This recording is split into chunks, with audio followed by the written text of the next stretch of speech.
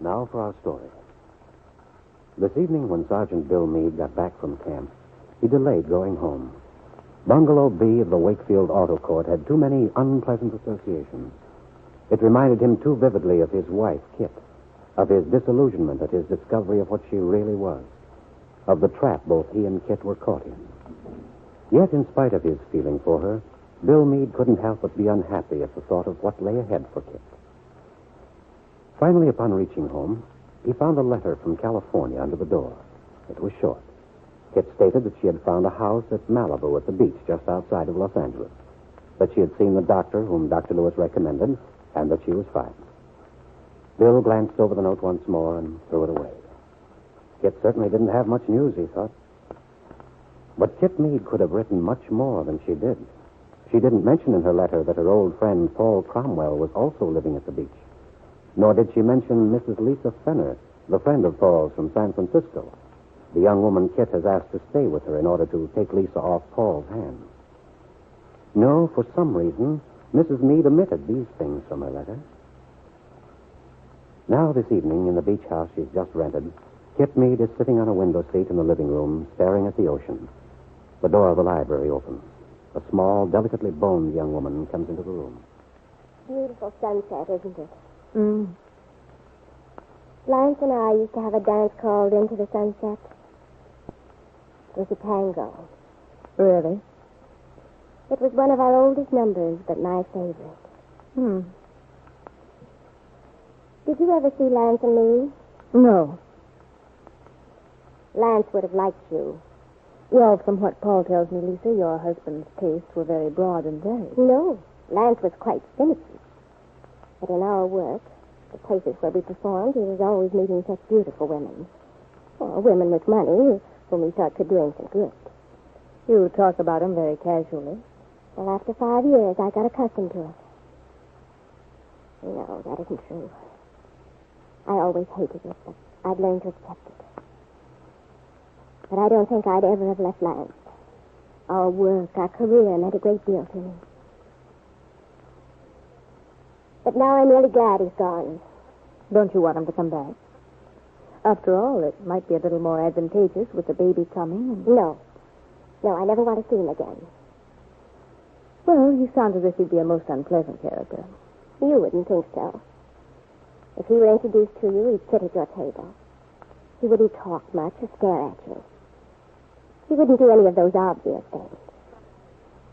But then he'd ask you to dance. He's such a wonderful dancer. He can make anyone dance as they've never done before. I imagine you're quite a good dancer, Kitt. But if you danced with Lance, it would be a new sensation for you. Oh? Would it? Mm-hmm. And when the dance was over, and you went home, you'd think about him. He'd let you think about him for a day or two. Then he'd call. And so it would go. It sounds very familiar to me. I can assure you I wouldn't fall for it. Well, some women don't, of course. Mostly he affects the frustrated ones. And I wouldn't say you were that. You haven't been married very long, have you? Almost a year. Don't you miss your husband? Why do you ask? Well, I haven't heard you talk about him very much. Well, you haven't been around me very much. Why don't you say what's on your mind, Lisa? What do you mean there's nothing on my mind? Isn't there? No. By the way, that was Paul who phoned a moment ago. I rather thought so. He said to tell you he was coming over later. Fine. Yes, I thought that would be all right with you.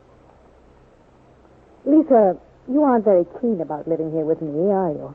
Well, I think it's very kind of you to put me up. Oh, for heaven's sake, don't sound like an orphan of the storm. Well, how would you feel if you were in my place?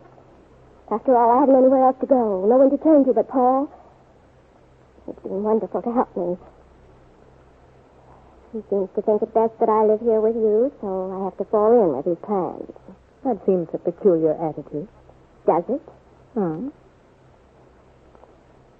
Just what did Paul tell you? Why should he tell me anything? What is there to tell? I only wondered. And I also wondered, Kitt, why you did invite me to share this house with you. No particular reason. Really? Really. It seemed like a good idea. I have to have a place to live. I don't relish being alone. And we're in the same boat, you and I. The same boat? Yes. There's something you should know, Lisa. As long as we're going to be living together these next months, I think we should get a few things straight. I'd like for us to get along, but we won't as long as you feel as you do. What do you mean? You knew Paul quite well in San Francisco, didn't you? Yes, quite well. And you're very fond of him. Yes, I am. And you're a little worried about me, shall we say? You might as well admit it. It's obvious. Well, Kitt, I know how Paul talked about you. I've watched the two of you together. I've been able to find out a few things from Max about how you knew Paul in New York. In other words, you think I've come out here to see Paul, to be near him? Well, I understand. But you're quite wrong, Lisa. I haven't come out here to see Paul Cromwell.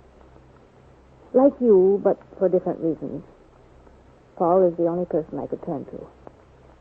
He's an old friend. I need his moral support.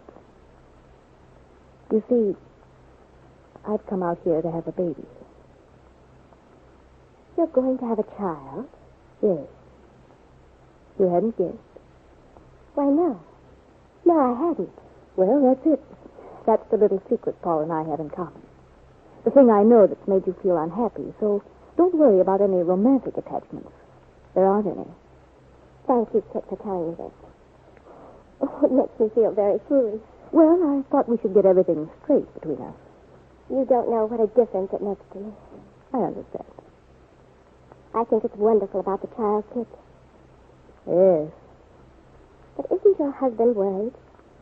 I mean, to have you so far away. Oh, yes. He's worried. Are you going to have the baby out here? Yes. I suppose you don't understand that, do you? Frankly, no. Well, Lisa, just as you have your reasons for turning to Paul, I have my reasons for not wanting to have this child in Wakefield, my hometown. Yes, Kitt Meade has her reasons that she's so carefully guarded. But they're reasons that are now clear to the last person on earth Kitt would have know them. At this same moment, on a train going back east, Jessie Ward, secretary to Kitt's father, turns her discovery of 2 days ago over and over in her mind, like a miser with his fortune. I can't believe my luck. When I found Kitt had checked out of the hotel, I'd left no forwarding address. Then to have learned she'd taken that house at Malibu. That rental agent certainly told me all I needed to know. Yes, things are coming my way for a change. So Kitt is going to have a baby. No wonder she left town after Ben told her what he did about her mother's family. What if Wakefield knew about the Bowman's medical background? Knew that Kitt was going to have a child? Knew what kind of a child she might expect? Ben Calvert would do anything to keep the town from learning that. Yes. He'll do anything I ask him. And I'm going to ask him plenty. Yes, Jessie Ward, it looks as if this were your moment at last. You gave Ben Calvert years of devotion, expecting to get a reward. And instead, Ben grew tired of you. You've been waiting a long time, trying to find some way to get the whip hand over Ben. Well, now that you've got it, I wonder how you will use it.